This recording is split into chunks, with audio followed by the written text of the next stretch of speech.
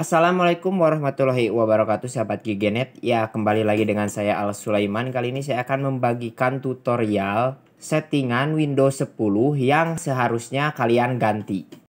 Ya, sebelum memulai jangan lupa kalian like video ini jika kalian suka, lalu kalian subscribe dan aktifkan lonceng notifikasinya supaya kalian tidak ketinggalan video-video menarik tentang komputer dari Giganet. Ya, langsung aja. Yang pertama itu adalah mengganti settingan default browser kalian. Seperti yang kita ketahui guys, jadi ketika kalian menginstal komputer atau komputer laptop kalian itu baru, otomatis browser defaultnya itu adalah Microsoft Edge.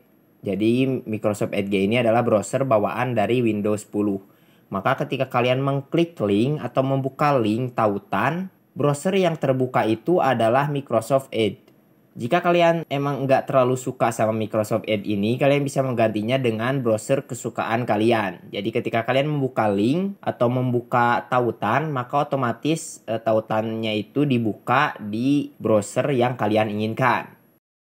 Contohnya saya itu lebih suka browser Google Chrome. Maka saya akan mengganti settingan default browser di Windows 10 saya menjadi Google Chrome. Caranya itu mudah, kalian tinggal pergi ke Start pojok kiri bawah, kita klik lalu pergi ke Settings. Setelah itu kalian pergi ke Apps. Lalu ke Default Apps. Nah, ini adalah Default Apps. Kita scroll dulu ke bawah, di sini ada web browser. Nah, di sini saya sudah men-settingnya menggunakan Google Chrome. Tetapi biasanya di sini itu kalau settingan defaultnya itu adalah Microsoft Edge. Kalian tinggal klik aja di sini lalu ganti sesuai dengan browser yang kalian inginkan. Kalau browser kalian nggak ada di sini, contohnya misalkan di sini nggak ada browser Opera Mini, maka kalian harus mendownload dan menginstal Opera Mini terlebih dahulu. Jika sudah diinstal, maka akan muncul Opera Mini di sini. Di sini contoh saya lebih menyukai Google Chrome daripada Microsoft Edge ini. Maka saya akan mengklik Google Chrome. Maka ketika kita membuka tautan, browser yang terbuka adalah Google Chrome. Caranya kalian pergi ke settings lagi.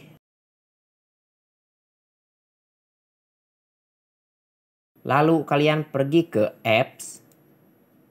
Lalu pergi ke apps and features. Di sini ada beberapa aplikasi yang ada di komputer kalian. Tetapi biasanya ada aplikasi yang menurut saya itu kurang bagus atau kurang berguna ketika saya menggunakan Windows 10. Salah satunya adalah aplikasi game bawaan Windows 10 atau software-software bawaan Windows 10. Hanya sebagai contoh, di sini ada Xbox Live. Xbox Live ini adalah software bawaan Windows 10. Tetapi menurut saya ini kurang bagus atau kurang dipakai. Maka saya akan menguninstallnya. Di sini kita klik lalu kita klik uninstall.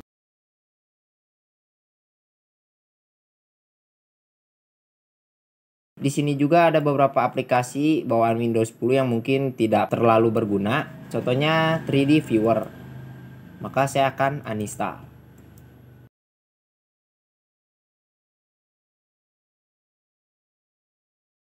Selanjutnya adalah settingan mengenable dark mode. Kenapa ini termasuk di dalam settingan yang harus kalian ganti?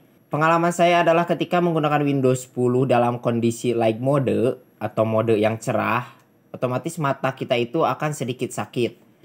Dan ketika kita membuka beberapa aplikasi yang sama, maka akan menumpuk seperti ini. Jadi kelihatannya itu tidak ada pembatas gitu ya. Maka alangkah baiknya gunakan Windows Dark Mode. Kalian pergi lagi ke settings. Lalu pergi ke personalization. Lalu pergi ke color. Di sini kalian bisa memilih light. Light itu putih seperti ini. Tampilannya itu cerah dan menurut saya ini kurang bagus karena mengakibatkan kontras gitu. Mata yang sakit gitu ya. Makanya lebih baik saya saranin menggunakan dark mode. Maka akan seperti ini. Atau kalian juga bisa custom. misalkan bawahnya light, tampilan di sininya dark. Tampilannya akan hitam dan tidak akan mengakibatkan mata kita sakit gitu. Selanjutnya adalah menonaktifkan safeguard. Kalian pergi lagi ke settings, lalu kalian pergi ke privacy. Setelah itu di general di sini kalian turn off aja ini semuanya. Selanjutnya adalah enable storage sense. Kalian pergi lagi ke settings.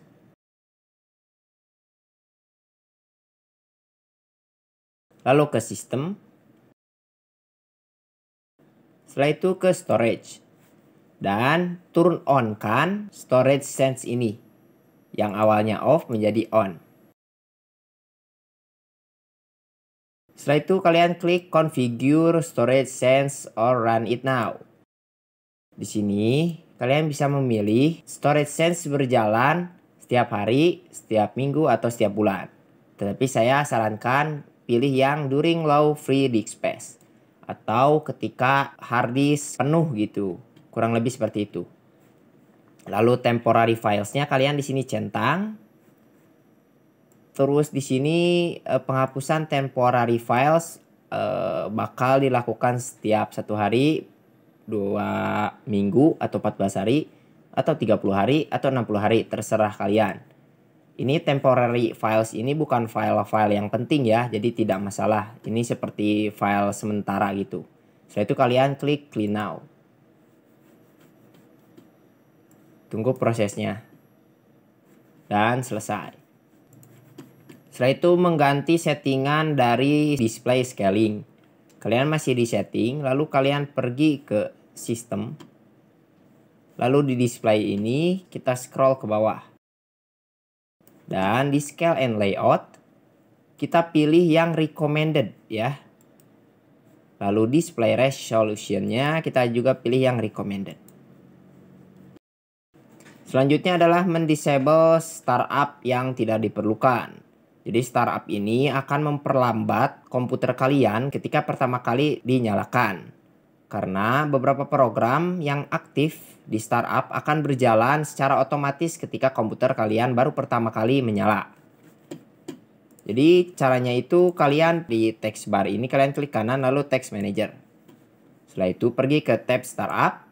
Lalu disable aplikasi yang menurut kalian tidak perlu dinyalakan ketika kalian pertama kali menyalakan komputer. Contoh di sini saya mempunyai aplikasi started module atau like shoot. Di sini saya tidak perlu mengaktifkannya ketika komputer saya dinyalakan, maka saya akan mendisable-nya. Disable. Seperti itu, sudah disable. Selanjutnya adalah menonaktifkan user account control. Jadi user account control ini hanya untuk menampilkan izin bahwa kalian menyetujui ketika kalian menginstal atau membuka suatu program. Dan menurut saya ini tidak terlalu penting karena toh yang pakai komputernya atau laptopnya itu kita sendiri. Caranya kalian pergi ke control panel, tuliskan saja di search control panel. Kita buka control panelnya. Lalu kita klik user account. Lalu user account. Dan change user account control settings. Lalu ininya tarik ke bawah. Setelah itu oke. Lalu restart komputer kalian. Selanjutnya adalah menampilkan file yang tersembunyi dan file extension.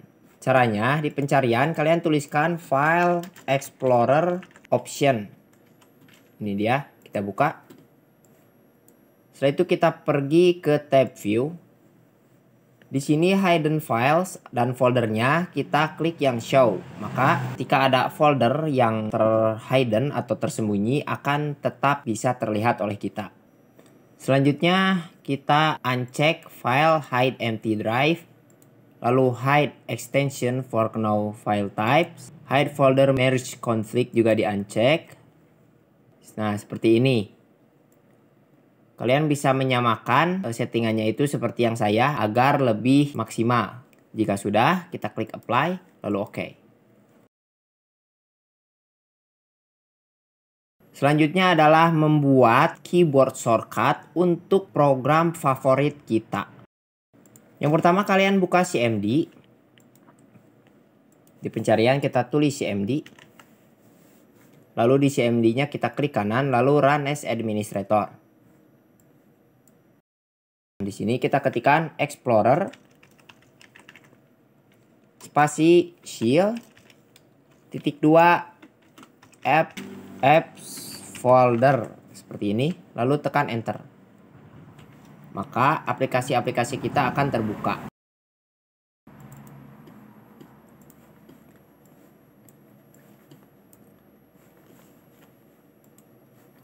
Selanjutnya kita bisa menyimpan shortcut aplikasi pada desktop kita.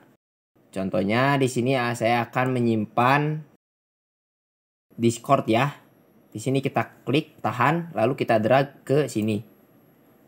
Maka Discord akan ada di desktop. Kalian bisa menambahkan shortcut lain yang kalian inginkan. Di sini banyak sekali shortcut-shortcut untuk kita buka. Setelah itu, di shortcutnya kita klik kanan, lalu Properties. Setelah itu di shortcut key, Ctrl Alt, lalu huruf yang ingin kalian inginkan. Contoh ketika membuka desktop, saya akan menggunakan Ctrl Alt D, Discord. Kita klik Apply, lalu OK. Maka ketika saya menekan Ctrl Alt D pada keyboard, maka Discord saya akan terbuka. Seperti itu. Selanjutnya adalah Enable System Protection, Create Restore Point. Yang pertama kita tulis System Restore. Ini dia, Create Restore Point, kita klik. Lalu di sini biasanya restore point itu ditempatkan di local disk C. Maka di sini kita klik Configure, lalu kita turn on System Restore Point. Ini adalah kapasitas restore point kita. Saya saranin kalian berikan jatah untuk space-nya itu sekitar 3% sampai 5%. Tetapi di sini saya akan menggunakan 3% saja. Setelah itu apply dan OK. Lalu untuk membuat restore point pertama kalian bisa klik create di sini. Lalu tulis saja restore point pertama. Jika sudah, kalian klik create.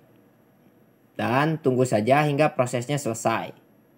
Ya, sistem restore ini memakan waktu yang cukup lama. Ya sekitar 20 menit atau 30 menitan. Tergantung dari kebutuhan membackup data kalian. Dan jika sudah selesai tampilannya akan seperti ini. Setelah itu klik close saja dan OK. Ya guys, itulah beberapa settingan dasar Windows 10 yang harus kalian rubah. Sekian video GGNet kali ini, semoga bermanfaat. Jangan lupa kalian like, comment, share, dan subscribe. Terima kasih. Wassalam.